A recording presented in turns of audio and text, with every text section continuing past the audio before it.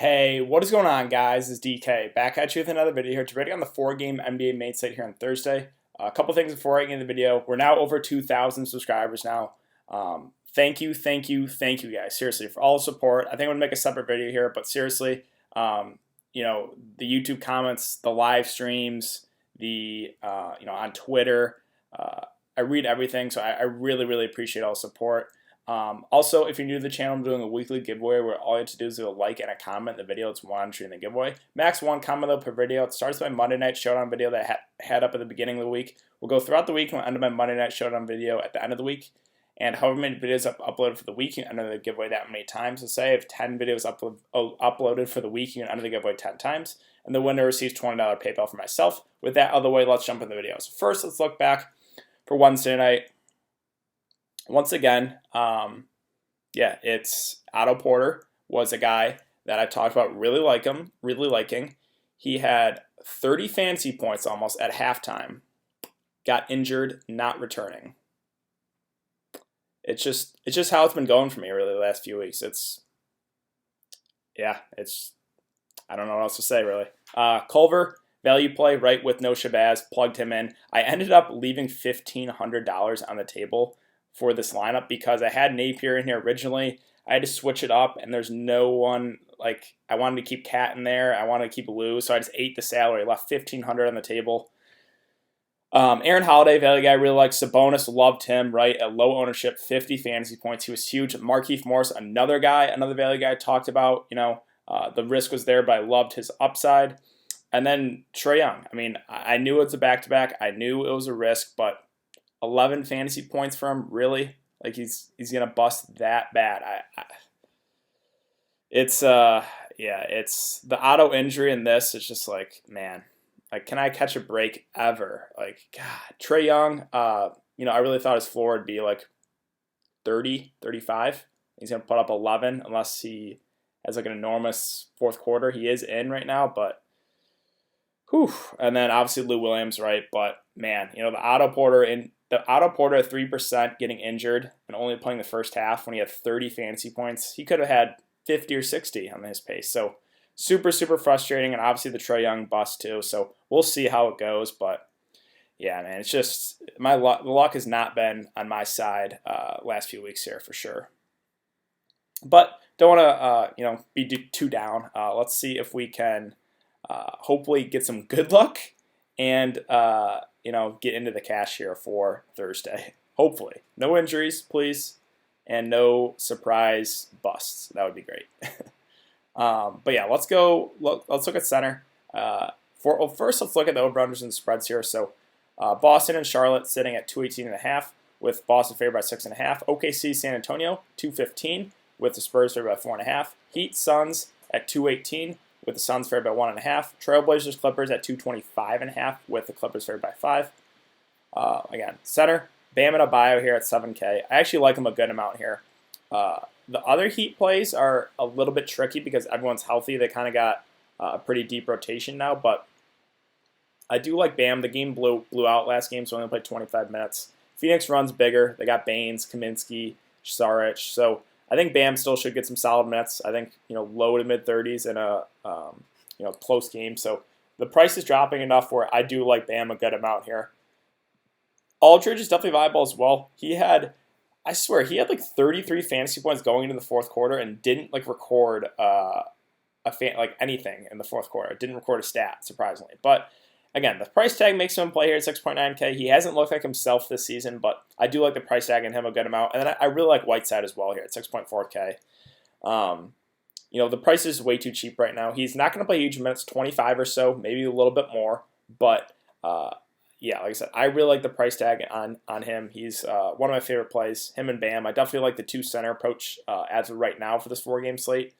I don't mind Montrezl either at 6.2K.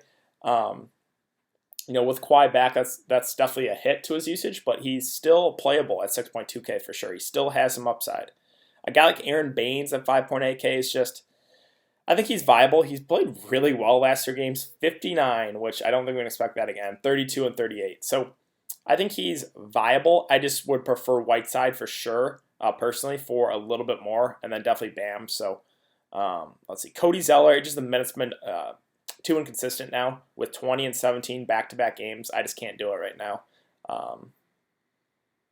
Let's see. Steven Adams at 5.4K, another guy that I'm not going to get super excited about, but the price is pretty fair on him.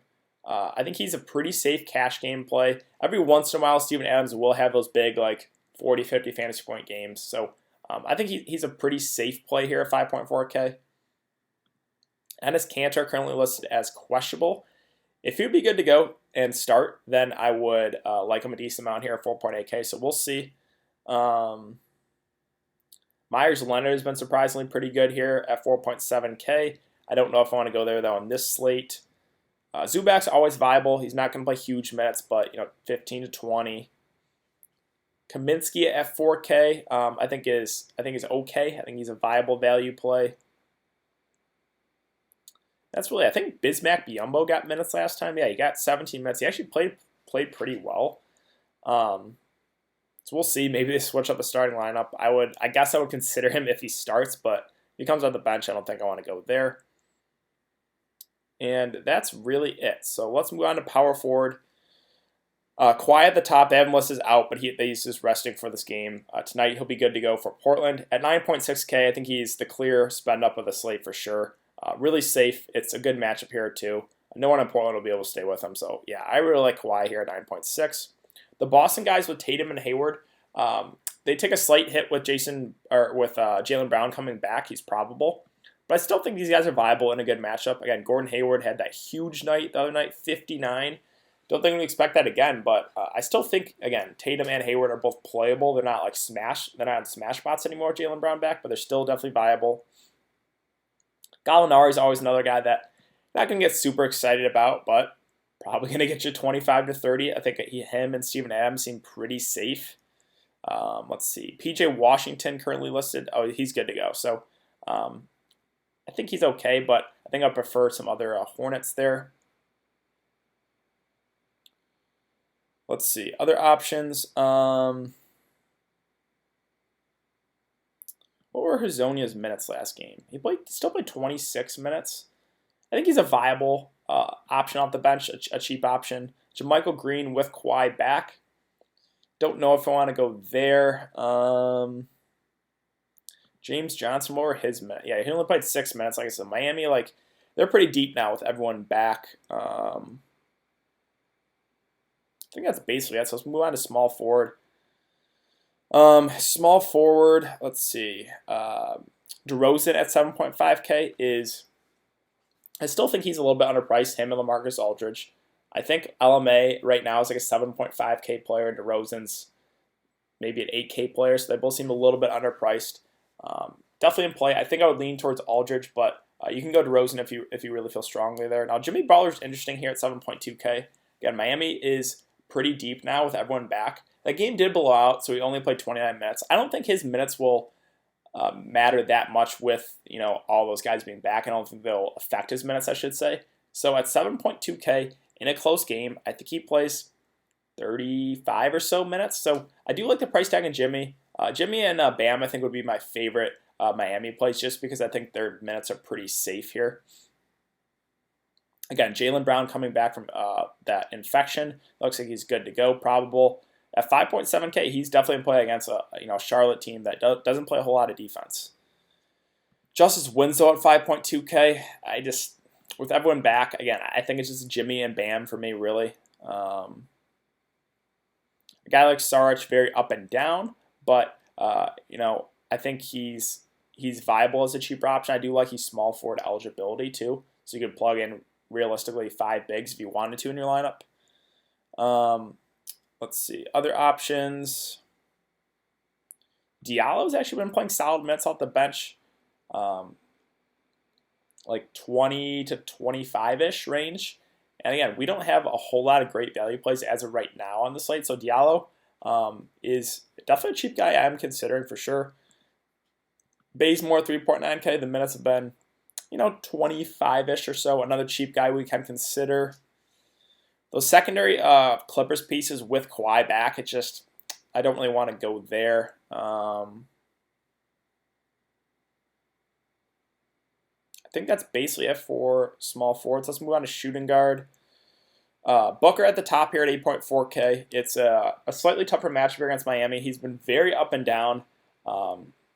Kind of tilting here because I played him in the middle game here at 24, and then it was sandwiched between 47 and 51 fantasy points. But again, we know the upside's there. He's been a little up and down. I think he's more suited for GPPs because of his up and down nature. Again, his assists are kind of going down with Ricky Rubio, so it caps the upside slightly in Devin Booker. But if he's knocking down the shots, again, he can get you 40, 50 fantasy points. So I think he's more in play for GPPs. SGA at 7.1K, it's a tougher matchup. I think he's priced about right. If you feel really strongly you can go there, he's going to play, again, probably 35, mid-30s minutes. So I think he's okay, just not my favorite play on the board. Lou Williams is interesting. It is a good matchup here against the Clippers. With Kawhi being back, that does hurt him a bit, but I still think he can get you there at this price tag. And this is the highest over-under of the night, Portland and the Clippers at 225.5. So I definitely think Lou Williams is very much in play here. CJ, I do like the price on him a good amount at 6.1K. He's a guy that is up and down, right? Like the upside's there on him, like 50 or so. When he's down, he's like low to mid 20s. But I think this is a very, very fair price tag, and I think he's got upside at the salary. So I do like CJ a good amount there in the mid range. I kind of like buying low on guys. Same with Devontae Graham. I think he's gonna be a little bit higher owned. Played 42 minutes in the last game and did go to overtime, but he's just playing big minutes off the bench. He's playing next to Rozier, so. You got to consider, Devontae Graham. The price is coming up there, though, and it is a tougher matchup, so it could be where I hop off, but again, he's playing really, really good right now. Marcus Smart with Jaylen Brown back, probably not going to go there. Again, these secondary Miami pieces with everyone healthy, it's just tough. It's probably going to be, I'm probably going to avoid the secondary Miami pieces. Wouldn't mind Kendrick Nunn, but again, it's just like the minutes are so up and down. I guess Kendrick Nunn's viable there.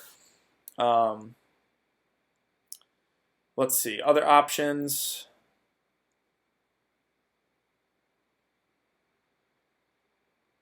I think that's kind of it. So let's move on to point guard. So Kemba, in a revenge game here at 9.3K. I think he's going to be pretty popular because, again, the revenge game narrative, it's at the Hornets. I think he's going to want to put on a show, so you obviously gotta consider Kemba, and I think he's going to be more aggressive than usual in this one just because of the revenge game nature. Lillard too at 9.1K. I do like it's a more up-tempo game here against the Clippers. It is a tougher matchup. We'll probably get Pat Beverly defense, so that is a downgrade. So I think I think the flocks will go to Kemba just because of the revenge game narrative, and Lillard goes a little bit lower owned, but he's still a viable pivot off of Kemba. Terry Rozier is interesting too. Again, not really the best matchup, but a revenge game. Revenge game for him and Kemba. He played 43 minutes. The game did go to overtime, but he's just playing big minutes right now. Him and Devontae Graham are really carrying the load for this team, and it's a revenge game. I think Terry Rozier comes out, a little bit more aggressive, so definitely wouldn't mind pairing Rozier with Kemba with the old, revenge game narrative pairing. Ricky Rubio seems pretty safe at 6.7K. He's a guy that really fills up the stat sheet, which I like. Doesn't necessarily have to score, and when he is scoring, like this game against Philly, he can put up a huge day. So those are the type of guys I like playing in DFS because when their shot's not falling, they won't necessarily hurt you, right? Like he put up 9 points in this game, still put up 36 fantasy points. So again, these are the guys I like targeting. I think he's safe with a bit of upside, so very much in play here at 6.7. Chris Paul at 6.5, it's just a price tag thing. Not necessarily the best matchup, but man, 6.5K for Chris Paul just seems really, really cheap. He's not going to play huge minutes, low 30s in a close game, but the price, like him and Aldridge, those prices are pretty appealing on those guys. DeJounte Murray, it's just a GPP play for me because the minutes are capped right now. Until he's off that minutes limit, I can't go there for cash. Again, we know the upside, he can get you there in that time, but it's just a very risky play. Schroeder off the bench at 5.3K. We know he's going to shoot the ball a ton. Again, more geared towards GPPs because when his shot's not falling, he can hurt you, like in this game against Orlando, put up 9 fantasy points. But the upside's there also. So, again, he's another guy that's suited, I think, more for GPPs. The secondary Miami pieces, it's tough. Goran Dragic, it is a revenge game. I mean, the price on him and Nunn are viable. It's just, I don't really know what the rotation's going to be like. They got Dion Waiters back. He could be in the rotation for this one, too. So, we'll see. Again, I really think it's Jimmy and Bam seem the most safe for minutes wise. Derek White, is he? He's listed as questionable. Okay, so if he can't go, I don't really necessarily know if DeJounte Murray, they would boost his minutes, or they could give minutes to a guy like Patty Mills or possibly Bryn Forbes. Bryn Forbes can run the point too a bit. I wouldn't mind him as a value play if Derek White misses, so that would be something we have to monitor, or Patty Mills. Both guys would be in consideration on a slate that kind of lacks some value as of right now. So yeah, both Mills and Forbes would be guys I would consider if Derek White does miss, because those minutes do have to go somewhere if he misses. He's a guy that's playing mid-20s. So again, those would have to go somewhere. So both those, Forbes and Mills would be guys I would consider. I think that's basically it. So, smaller slate here, 4 games. In general, at least for game stacking, I like, probably Portland and the Clippers the most. I really think, Kawhi is probably your safest bet as a spend up. But then there are, we got the revenge game narratives too with Kemba and Rozier. So it should be a pretty interesting 4-game slate for sure. But let's hope for some good luck, please. No surprise, complete bust like we had with Anthony Davis 2 nights ago and Trae Young tonight, unless he somehow turns it around. And please, please, no injuries, man. Otto Porter with 30 before halftime. And yeah, it's been a bad streak for me for sure for injuries. But hopefully we get some good luck on this 4-game slate. Let's pray. So thanks again for coming to check out the video, guys. I really appreciate it. I'll be back for another video, breaking down the NBA slate on Friday. Also, I will be live streaming for this. Probably it's a shorter slate. It's probably 30 minutes before lock. Be on the lookout for that on my YouTube channel. Also, it's important to follow me on Twitter. That will be in the description below. But yeah, that's basically it. So thanks again, guys. I really appreciate it, and I will see you later.